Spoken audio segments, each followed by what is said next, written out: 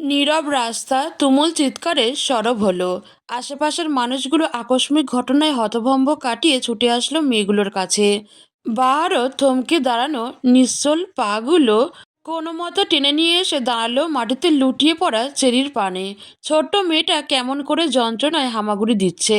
পাশেই চিত্রা তার বাঁ হাত ধরে লাফাচ্ছে। মেয়েটার বাঁ হাতটাও বিধ্বস্ত প্রায়। অহি কাকে জড়িয়ে ধরবে ভেবে পেল না। ছোট্ট চেরি গাল ধরে চিৎকার করে কাঁদছে। চিত্রা নিজের বাঁ হাত ধরে লাফাচ্ছে। হুট করে সুন্দর মুহূর্তটা কেমন ভয়ঙ্কর হয়ে উঠল। এলাকার মানুষ খবর পাঠালো চিত্রাদের বাড়ি। চিত্রা নিজের জ্বলন্ত হাতটা নিয়েই নিচে বসে পড়ল। চিৎকার করতে করতে জ্ঞান হারিয়ে ফেলা চেরিকে ডান হাত দিয়ে অনবরত ধাক্কানো শুরু করলো। সাথে তার তুমুল আহাজারি। ছোট্ট চেরি নিবিড় নিস্তব্ধ হয়ে পড়ে রইল। চিত্রা কিংবা চেরি কাউকে ধরল না অহি, বরং ছুটে গেল তার থেকে 5 হাত দূরের বিশাল দোকানটার দিকে। তার ছুটে যাওয়াটা যেন এই মুহূর্তে আরেক অপ্রত্যাশিত কাজ। বাহার চেরিকে কোলে তোলে নিল আর চিত্রার হাত ধরে টেনে তুলল। লোকটা বোধহয় এই প্রথম এতটা হতভম্ব হয়েছে। মুখ দিয়ে কথাও বের হচ্ছে না। কোনো মতে চিত্রাকে ধমকে বলল, উঠো তো, এখানে বসে থাকলে তো কোনো সমাধান হবে না। উঠো দ্রুত, তুমি না অনেক সাহসী, ওঠো। চেরির অবস্থা কিন্তু খারাপ। চিত্রার বাঁ হাতটা কেমন যেন অবশ হয়ে গিয়েছে ততক্ষণে, তবুও মস্তিষ্ক তার সচল। চেরির কথা সেই সচল মস্তিষ্কের নিউরনে ঝড় তুলল। চিত্রাও উঠে দাঁড়ালো, ক্রন্দনরত মুখখানা নিয়ে অসহায়ের মতো প্রশ্ন করল বাহারকে, আমার চেরি ঠিক হয়ে যাবে তো বাহার ভাই? বাহার কেবল ক্রন্দনরত মেয়েটার মুখের দিকে তাকালো। চিত্রাদের বাড়িতে এসে পুরো 12 মাস সম্পন্ন হলো, কিন্তু এভাবে মেয়েটাকে বোধহয় দেখা হয়নি। কখনো তাকানোর প্রয়োজনই বোধ করেনি। আজ কিঞ্চিত মায়া হচ্ছে মেয়েটার জন্য। নিজেরও পুরোটা হাত ঝলসে গেছে, তবুও মেয়েটার চিন্তা সব ছোট বোনের জন্য। হয়তো এই আচরণটার জন্যই এত মায়া লাগছে। তন্মধ্যেই ছুটে এলো অহি। হাতে তার বড় বড় দুটি পানির বোতল। সে ব্যতিব্যস্ত হাতে একটা পানির বোতল বাহারের দিকে এগিয়ে দিয়ে কোনো মতে বলল, বাহার ভাই, চেরির মুখে হসপিটাল না যাওয়ার অবধি পানিটা ঢালতে থাকবেন। আমি চিত্রাকে নিয়ে পরের রিকশায় আসছি। পানি ঢালা থামাবেন না কোনো মতে। এই মুহূর্তে এসে অহির চিত্রার প্রতি এতটা ভালোবাসায় বাহার মুগ্ধ। মুগ্ধতা কাটিয়ে বাহার পানির বোতলটা নিয়ে ধপ করে উঠে বসলো রিকশায়। অহি চিত্রাকে সাবধানে টেনে পরের রিকশায় উঠালো। নিজের হাতে থাকা দ্বিতীয় বোতলটার মুখের ঢাকনাটা খুলে চিত্রার হাতে অনবরত পানি ঢালতে লাগলো।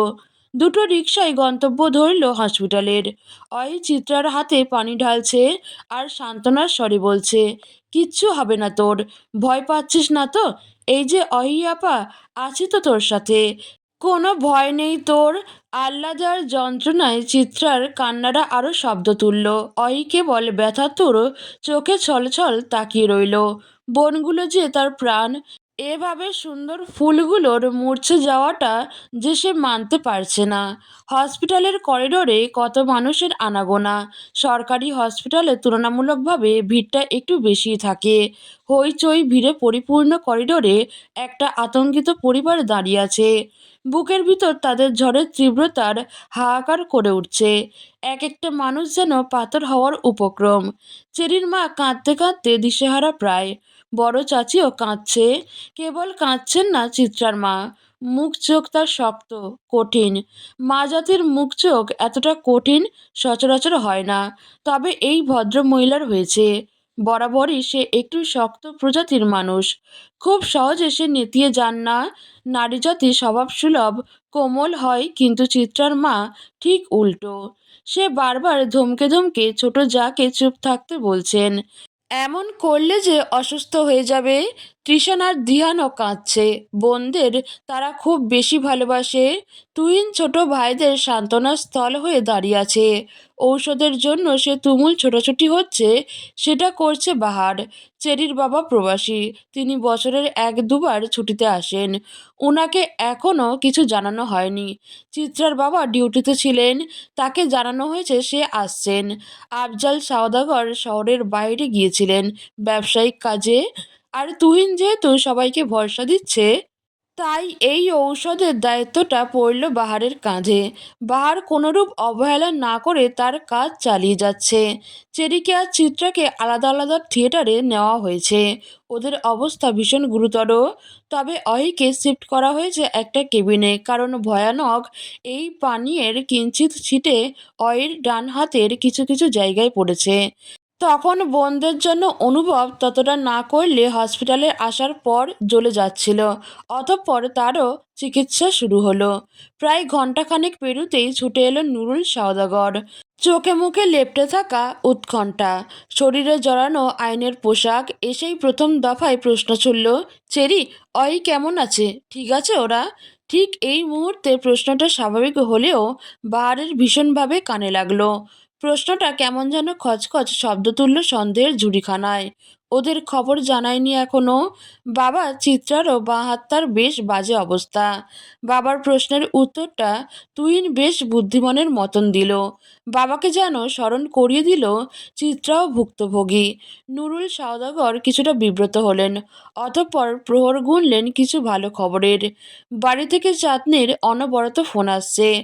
ফুপুকে তার কাছে রেখে আসা হয়েছে। মেয়েটারও তো এখন প্রায় গর্ভকালীন শেষ সময়। এতটা চাপ হয়তো ওর শরীরও নিতে পারবে না। অবশেষে টানটান উত্তেজনা এবং অপেক্ষার অবসান ঘটিয়ে বেরিয়ে এলো ডাক্তার। সব হুড়মুড় করে উঠে দাঁড়ালো, ডাক্তারের সম্মুখে এসে দাঁড়ালো। তবে প্রশ্ন করার সাহস হলো না কারো। মনের মাঝে ভয়গুলো আকাশ ছুঁয়েছে। ধৈর্যের বাঁধ ভেঙে প্রশ্নটা প্রথম বাহারি করল, ওদের কি অবস্থা? কতটুকু ক্ষতি হয়েছে? হাতের গ্লাভস খুলতে খুলতে বয়স্ক ডাক্তার ভয়মুখ থাকা পরিবারটার দিকে দৃষ্টি দিলেন। খুব স্বাভাবিক কণ্ঠে বললেন, আমরা প্রাথমিক পর্যায়ে চিকিৎসা দিয়ে ফেলেছি। কেমিক্যালটা পড়ার পর আপনারা পানি দেওয়াতে অনেকটা রক্ষা হয়েছে। অ্যাসিড পড়ার পর একমাত্র পানি দিলেই এটার প্রকোপ অনেকটা কমে যায়। তবে ছোট্ট বাচ্চাটার শ্বাসনালী আর ডান গালটার অবস্থা ভালো না। শ্বাস নিতে কষ্ট হচ্ছে ওর। লাইফ সাপোর্টে রাখা আছে। আর যে মেয়েটার বাঁ হাত পুড়েছে, ওর এতক্ষণে জ্ঞান না থাকলেও এখন জ্ঞান ফিরেছে। ওর হাতের অবস্থাও ভালো না। আপনাদের সাথে দেখা করতে চাচ্ছে। অবস্থা বলা যায় তত সুবিধার না। আর যাই ছিটকে এসে গল্প স্বল্প লেগেছে, তাতে পুরো চিকিৎসাই দেওয়া হয়েছে। সে এখন ঘুমের ইঞ্জেকশনের কারণে ঘুমিয়ে আছে।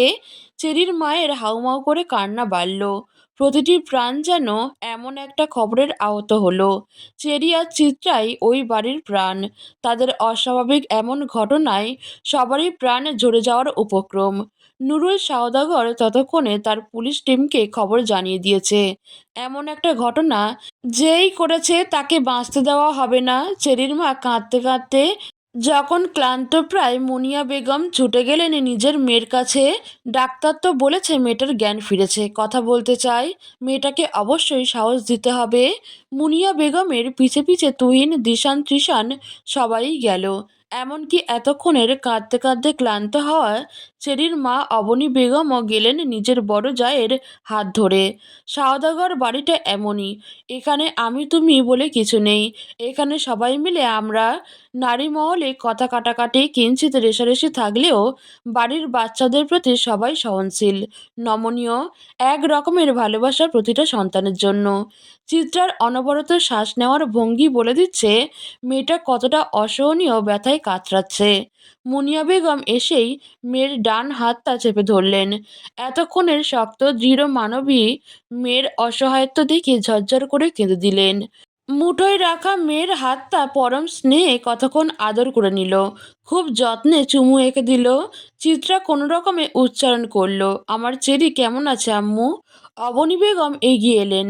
এতক্ষণ তার মুখে যে ভয়াবহ কান্নাটা ছিল, এখন সেটা গিলে ফেলেছে। চিত্রার মাথায় হাত বুলিয়ে ক্ষীণ স্বরে বললেন, সবাই ভালো আছে, তুই চিন্তা করিস না, সুস্থ হয়ে ওঠ। চিত্রা ছোট চাচির দিকে তাকালো।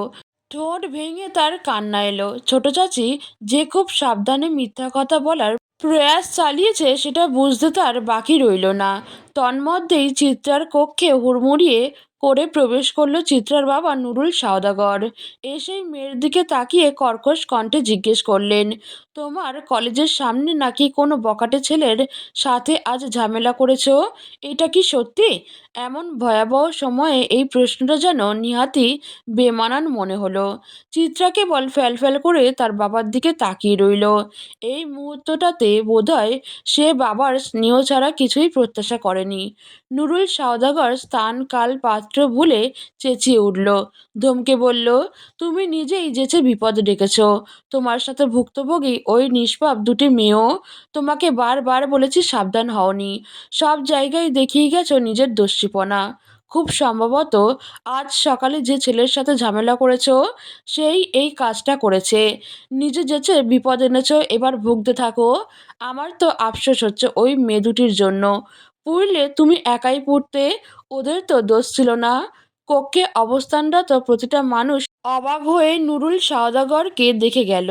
বাবার এমন উক্তি আদৌ সাজে, তাও মেয়ের এই অবস্থায়? নীরবতাকে আরেক ধাপে অবাক করে কেবিনের দরজায় দাঁড়িয়ে থাকা বাহার ভাই বলে উঠল, এমন বাবার মেয়ের কেবল পুড়ে যাওয়া না, মরে যাওয়া উচিত। বাহারের কথায় মিষ্টি হাসল চিত্রা। বাঁ চোখের কোণ বেয়ে গড়িয়ে পড়ল অশ্রুবিন্দু। কাঁপা কণ্ঠ, মুখে হাসি নিয়ে এসে বলল, আমিন। নীরবতা বাড়ল, বিষাদ বাড়ল। চিত্রা অনুভব করল শরীরে পড়া অ্যাসিডেও বোধহয় এত জ্বালায়নি যতটা বাবার কথা জ্বালিয়েছে। চামড়া পুড়ে যাওয়ার জ্বালার চেয়ে হৃদয় পুড়ে যাওয়ার ব্যথা বেশি। চামড়ায় প্রলেপ লাগানো যায়, হৃদয়ের গতি কি কেবল ক্ষত বয়ে বেড়ানো ছাড়া? মরার মতো বাইচা আছি, আর মারবি কি? শরীর থেকে আত্মাটাই তো বের হওয়ার বাকি। বেইমান ভরা দুনিয়ায় সব আঘাতে ভরপুর। যে যার মতন আঘাত দিচ্ছে, পারছে যত দূর। গিটারের শব্দটা থামলো। পরিবেশে তখনও অভিযোগের সুরগুলো ভেসে বেড়াচ্ছে। অভিযোগ করা মানুষটা নিশ্চুপ, নিরুত্তর। মধ্যরাতে শোষো করা বাতাসের কারণে মাঝে মাঝেই গানের তাল কেটেছিল। কিন্তু অভিযোগের ঝুড়ি হালকা হয়নি। অভিযোগগুলো বেশ শক্তপোক্ত কিনা। ফোনের স্ক্রিনে ছোট্ট মেসেজ আসতেই কালো আঁধারিয়া স্ক্রিনটাতে আলো জ্বলে উঠল। তত প্রয়োজনীয় বার্তা না, ইন্টারনেট প্যাকেজের মেসেজ। বাহার দৃষ্টি রাখলো ফোনের স্ক্রিনটাতে। রাত 3টা বেজে 7 মিনিট। রাতটা কেমন ফাঁকা ফাঁকা, পাঞ্চে বিষণ্ণ লাগছে যেন। ছাদের হরেক রকমের ফুল গাছের ফুলগুলো থেকে মিশ্রিত একটা ঘ্রাণ ভেসে আসছে। মিশ্রণের কারণে ঘ্রাণটা ঠিক মিষ্টি লাগছে না, বরং কিছুটা উদ্ভটই লাগছে। বাহার মুখ চোখ কুঁচকালো। এই হরেক রকমের ঘ্রাণের থেকে তার পুড়ে যাওয়া নিকোটিনের ঘ্রাণটা বোধহয় বেশিই ভালো। হুট করেই ভীষণ ধোঁয়া উড়ানোর তৃষ্ণা পেল তার। প্যান্টের পকেটে তন্ন তন্ন করে সে দেশলাইয়ের বাক্সটা ছাড়া আর কিছুই পেল না। প্রয়োজনের সময় প্রয়োজনীয় জিনিসটা না পেলে বিরক্তের স্রোতে বয়ে যায় শরীর। বাহারের ক্ষেত্রেও তাই ঘটল। বিরক্তিতে কপাল কুঁচকালো। দুপুরেই তো সিগারেটটা শেষ হলো, তারপর এত অঘটনের কারণে আর কেনা হয় না। ভাবতেই একটা হতাশার শ্বাস বেরিয়ে এলো। এই মুহূর্তে সিগারেটটাই বেশি প্রয়োজন। পাঁচের রাতটাকে ধোঁয়ায় উড়িয়ে দিলেই বিষণ্ণতা কিছুটা কমবে। এলোমেলো ঝাঁকড়া চুলগুলো থেকে চুইয়ে চুইয়ে পানি পড়ে গায়ে জড়ানো টি শার্টটার অনেক অংশই ভিজে গেছে। সেদিকে খেয়াল দিল না বাহার, বরং আস্তে ধীরে পা ফেলে সে সিঁড়ি বেয়ে ছাদ থেকে নিচে চলে এলো। চিত্রাদের বাড়ির ছাদে যেতে হলে তাদের মেইন দরজার বাইরে এসে সিঁড়ি বেয়ে যেতে হয়। এই সুবাদে বলা যায়, কে কখন ছাদে যায় আসে তা এতটা বুঝতে পারে না ঘরের ভেতরের লোকজন। ছাদ থেকে নেমে যেই না মেইন গেট পার হয়ে বাইরে যেতে নিবে, তন্মধ্যেই চিত্রাদের বাড়ির বৃদ্ধ দারোয়ান বাহারকে ডাক দিল, বাহার চাচা, আম্মাজান গো, কি খবর? আপনি তো দেইখা আইছিলেন, তাই না? যেতে যেতেও থেমে দাঁড়ালো বাহার। বয়সের ভারে কুঁচকে যাওয়া চামড়াটা মানুষটার দিকে তাকালো। রাতের রাস্তার সোডিয়ামের হলদেটে আলোয় লোকটার কালো কুচকুচে মুখটা চিলিক দিয়ে উঠল। বৃদ্ধ দারোয়ানের চোখের কোণে অশ্রুদের ভিড় চোখ এড়ায়নি বাহারের। বাহার অনেকটা এগিয়ে গিয়েছিল বলে লোকটা থেকে বাহারের অবস্থান প্রায় 7-8 হাত। বাহার পিছিয়ে এলো, বৃদ্ধ দারোয়ানের বরাবর দাঁড়িয়ে প্রশ্ন করল, আপনি ঘুমাননি চাচা? না চাচা, বাড়ির ফুলগুলানের এই অবস্থা, আমি কেমন কইরা সুখের নিদ্রা জামু কও? লোকটার কথায় বাহার কিঞ্চিত অবাক হলো।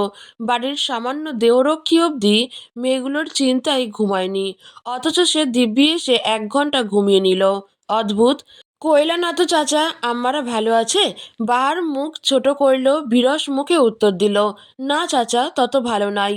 তবে অহির ততটা ক্ষতি হয়নি, সে কাল পরশুই বাসায় চলে আসতে পারবে। চেরিয়ার চিত্রারই অবস্থা খারাপ। বৃদ্ধ লোকটা ফ্যালফ্যাল করে কেঁদে দিল। চোখের পানিগুলো বাহারের কাছে মুক্তোর দানার মতো লাগলো। সে কেবল নির্বিশেষে তাকিয়ে রইল ক্রন্দনরত আবু চাচার দিকে। পুরুষ মানুষের কান্না করাটা ঠিক মানানসই না হলেও আব্বু চাচার কান্নাটা বেশ মায়া মায়া। কালো কর্কশ মুখটার দিকে তাকালে কোনো টান অনুভব না হলেও কান্নার মাঝে অগাধ ভালোবাসা আছে। বাহার লোকটার ডান বাহুতে ভরসার হাত রাখলো, আশ্বাস দিয়ে বলল, কান্না করবেন না চাচা, আল্লাহরে ডাকেন। কান্না করে আর কি বা হবে? আব্বু চাচা নিজের ডান হাতের তালুর সাহায্যে চোখের অশ্রুবিন্দুগুলো মুছল। তবুও ভিজে ভিজে জল বিন্দুগুলো লেপ্টে আছে গালে। কান্না থামিয়ে লোকটা ভীষণ অসহায় কণ্ঠে বলল, জানো বাবা, এ বাড়ির মানুষগুলো বড্ড ভালো। মামুনি শান্ত ছিল ছোটবেলা থেকে, ওর জন্য কারো চিন্তা ছিল না।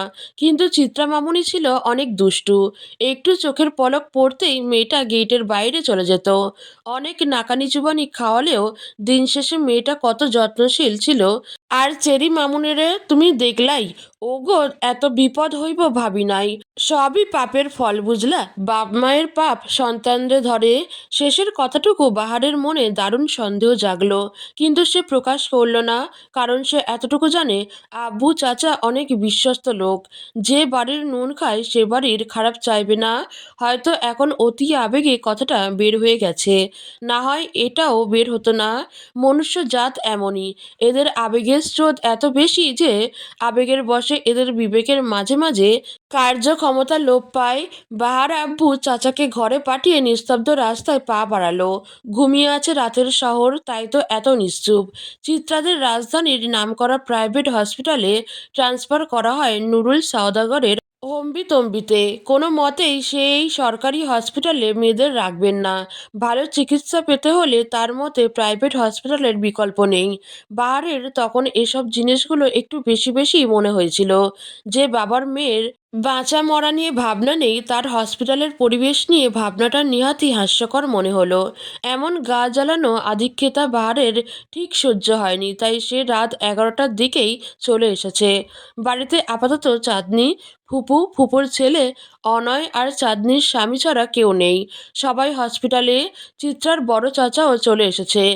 চিত্রার ছোট চাচাকেও জানানো হয়েছে, উনিও যত দ্রুত সম্ভব আসার চেষ্টা করবে। চিত্রাদের এলাকায় এত রাতে অবশ্য কোনো দোকান খোলা নেই। বড়লোকের অভিজাত এলাকা কিনা। বাহার চুলগুলো ঝাঁকাতে ঝাঁকাতে একটা বিরক্তের শ্বাস ফেলল। একটা বিদঘুটে রকমের শব্দ বের হয়ে এলো মুখ থেকে।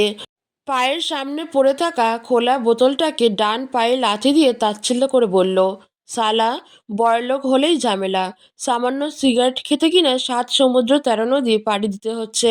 সামান্য একটা সিগারেটই যদি না পাওয়া যায়, তবে তোদের এত বড়লোকই ভাবসাব দিয়ে কী লাভ। সিগারেট রাখে না ভদ্র এলাকা, অথচ এক একটা বড় বড় পার্টির নাম করে মদ খেয়ে টাল হয়ে থাকে। নারীর নেশায় টাকা উড়ায়। সব রাতে করে, দিনেই এসব বড়লোকেরা সাধু সাজে। যত সব ফাউল লোকজন। আমাদের গরিবদের ধোঁয়া উঠানোর আনন্দটাও তাদের সহ্য হয় না। গরিবদের শখ আহ্লাদ খুশিতে লাথি মেরেই যেন এদের চিরসুখ। অনির্দিষ্ট গন্তব্যহীন হেঁটে অবশেষে বড় রাস্তার মোড়ে খুপড়ির মতো চায়ের দোকানটা খোলা পেল বাহার। সেখান থেকে এক প্যাকেট সিগারেট কিনে যেই না বাড়ির পথে পা বাড়াতে নিল, হঠাৎ মনে হলো তখনের অতি কষ্টে মিষ্টি হাসি দেওয়া মেয়েটাকে একটু দেখতে যাওয়া উচিত। কী নিদারুণ কষ্টই না মেয়েটা পেয়েছে। আধা ঘন্টার পথ একা একা বেখেয়ালিভাবে হেঁটে অবশেষে নির্দিষ্ট গন্তব্যে পৌঁছালো বাহার। অথচ বাহারের জীবনে এতগুলো দিনেও কোনো গন্তব্য ছিল না। এক রাতের মধ্যে কিছুক্ষণের জন্য হলেও বাহার ভাইয়ের একটা গন্তব্য হলো। ফোনের স্ক্রিনে সময় দেখার জন্য দৃষ্টি দিতেই দেখলো একদম 4টা বাজে। ছোট্ট একটা শ্বাস ফেলল বাহার। অলস ধীর ক্লান্ত শরীরটাকে টেনে টেনে সাদা ধবধবে পরিষ্কার হসপিটালের 3 তলায় নিয়ে গেল। করিডরে মানুষ নেই তেমন, বাহার যেখানে দাঁড়িয়েছে সেখান থেকে প্রায় অনেকটা দূরে তুহিন চেয়ারে হেলান দিয়ে চোখ বন্ধ করে আছে। তুহিনের কাঁধে মাথা রেখে দিশান ঘুমাচ্ছে। বাহার যতটুকু জানে, হসপিটালের নিচের তলায় একটা বিরাট জায়গা আছে যেখানে রোগীদের সাথে আসা মানুষরা থাকে, হয়তো বাকিরা সেখানেই। বাহার ধীর গতিতে গুনে গুনে পা ফেলে চিত্রার কেবিনের সামনে দাঁড়ালো। যেই না কেবিনের দরজা খুলতে যাবে, তুহিনের ঘুম ঘুম ভরাট কণ্ঠ ভেসে এলো, বাহার ভাই আপনি যে। বাহারের ভড়কে যাওয়ার কথা থাকলেও সে বেশ স্বাভাবিক রইল। দরজার হাতলেই হাতটা রেখে ঘাড় ঘুরিয়ে তুহিনের দিকে তাকালো, অতঃপর তার গম্ভীর পুরুষালী কণ্ঠে বলল, হ্যাঁ, দেখতে এসেছিলাম তোমাদের। তুমি বিশ্রাম করো। তুহিন আর কোনো প্রশ্ন করলো না, প্রতিক্রিয়া জানালো না। বাহার ভাইয়ের কথা পালন করে সে আবার চোখ বন্ধ করে ফেললো। মিনিট 2 পেরুতেই ভারী ভারী শ্বাস ফেললো, বোধহয় ঘুমিয়ে গেছে। বাহারের হুট করেই মনে হলো এত রাতে আর দেখা করার প্রয়োজন নেই। যেই না সে হালকা খুলে যাওয়া দরজাটা আটকে দিয়ে চলে যেতে নিল, পিছন থেকে মুমূর্ষে ডাক ভেসে এলো, বাহার ভাই। বাহার আর পা আগাতে পারল না, পিছে ঘুরে বিছানায় লেপ্টে থাকা চিত্রার দিকে তাকালো। মেয়েটা এক রাত অবধি জেগে আছে। মেয়েটার হাতে এই মোটা ব্যান্ডেজ। কাল হয়তো ওর আর চেরির সার্জারি নিয়ে আলোচনা হবে। বাহারকে দাঁড়িয়ে থাকতে দেখে দ্বিতীয় ডাক দিল চিত্রা, বাহার ভাই আসেন। এমন ডাক ফিরিয়ে দেওয়ার আগ্রহ বাহারের মাঝে আর দেখা গেল না। সে ধীর গতিতে চিত্রার কেবিনে প্রবেশ করলো। কেমন হিমশীতল রুমখানা। বাহারের এতক্ষণের কিঞ্চিত ঘেমে থাকা শরীরটা শিরশির করে উঠল কৃত্রিম শীতলতায়। বাহার যেতে যেতে একবারে চিত্রার বেডখানার সামনে দাঁড়ালো। পা হতে মাথা অবধি মেয়েটাকে পরখ করে বলল, কেমন আছো। এমন অসময়ে অদ্ভুত প্রশ্নটা যেন বাহার ভাইয়ের মুখেই মানায়। ভোঁতা যন্ত্রণা নিয়ে বিষাদ হেসে চিত্রা উত্তর দিল, আমি তো সবসময় ভালো থাকি। তা ঘুমাওনি কেন। বাহারের প্রশ্নে চিত্রার মাথায় দুষ্টু বুদ্ধি খেলে গেল। বাহারকে বিব্রত বোধ করতে বলে উঠল, আপনার অপেক্ষায়। বাহার হাসলো। বাহার খুব সহজে হাসে না, আবার হয়তো হাসে কিন্তু চিত্রাদের বাড়ির মানুষদের সামনে তেমন হাসে না। মেয়েটা যে এমন যন্ত্রণার মাঝেও ঠাট্টা করছে তা বাহারের বেশ ভালো লাগলো। বাহারও উত্তরে বলল, বাহারের অপেক্ষায় থেকো না মেয়ে, কংক্রিটের হৃদয় তো, আবেগ ছোঁই কম, অঘোষিত অপেক্ষাদের পরে মৃত্যু হবে। অথচ তুমি তো পুষ্পপ্রেমী, কাঁটায় কেন এত ঝোঁক। মিষ্টতা নিতে না হয় একটু আধটু কাঁটার ঘা হলোই, এতে যদি আস্ত একটা বাহার ভাই পাই তাতে ক্ষতি কি। বাহার কিন্তু পুড়িয়ে দিতেই জানে কেবল। কতটা পুরায় বাহার, সিগারেটের মতন নাকি তার চেয়েও বেশি। বাহ, আজ মেয়েটার কথায় যে তার বুদ্ধি করেছে বোধহয়। বাহার চিত্রার অসুস্থতায় জীর্ণ শীর্ণ হয়ে যাওয়া মুখটার দিকে তাকালো, খুব ক্ষীণ স্থির কণ্ঠে বলল, রঙ্গনা যদি জ্বলতে আসে তবে কিঞ্চিত না হয় কম পূর্ব। চিত্রা ফিক করে সকল যন্ত্রণা ভুলে হেসে উঠল। বাহার সেই মুখটার দিকে চোখ সরিয়ে চলে যেতে যেতে ধীর স্বরে গাইল, কথা হবে, দেখা হবে, প্রেম প্রেম মেলা হবে, কাছে আসা আসি আর হবে না, চোখে চোখে কথা হবে, ঠোঁটে ঠোঁটে নাড়া হবে, ভালোবাসাবাসি আর হবে না। চিত্রা যাওয়ার পানে তাকিয়ে রইল কতক্ষণ, আপন মনেই প্রশ্ন তুলল, সত্যিই হবে না বাহার ভাই। উত্তর এলো না। এই প্রশ্নের কারণ মানুষটা ততক্ষণে অনেক দূর চলে গিয়েছে। বয়সন্ধির রঙ্গনার চোখ ঝাপসা করে জল এলো, ঠোঁটে ফুটিয়ে বলল, আমি ভালো নেই বাহার ভাই, ভালো নেই আমি। আরও একটা দিন এলো হাজারো আশঙ্কা নিয়ে। চেরির অবস্থা খারাপ থেকে খারাপের দিকে যাচ্ছে। চিত্রারও তেমন হুঁশ নেই। গতকালও মেয়েটা যতটুকু ভালো ছিল আজ তার একাংশও ভালো নেই। সারাটা দিন সকলের কেবল সৃষ্টিকর্তাকে ডাকতে ডাকতে গেল। কোনো ভালো খবর যেন আসে সে আশায়। বাহারকে সারাদিনও আর দেখা যায়নি। আসেনি হসপিটালে। নুরুল সওদাগর ইনভেস্টিগেশনে নেমে গিয়েছেন খুব কঠিনভাবে। হুট করেই বিকেলে পাওয়া গেল আরও একটা চাঞ্চল্যকর খবর। মঈন নাকি আজ ভোরেই সিলিং ফ্যানের সাথে ঝুলে গিয়েছে। পুলিশ যখন তার খোঁজে তার বাসায় গেল তখন তাকে মৃত অবস্থায় পাওয়া যায়।